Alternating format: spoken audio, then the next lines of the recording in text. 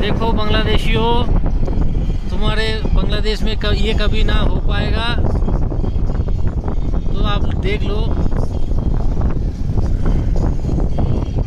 रुकने दे रहा है।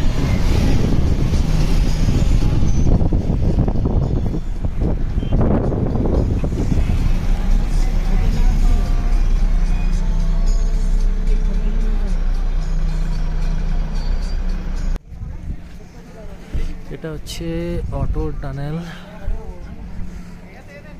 রোথাং পাসের এন্ট্রিটা। দীর্ঘ লম্বা 10 কিলোমিটার।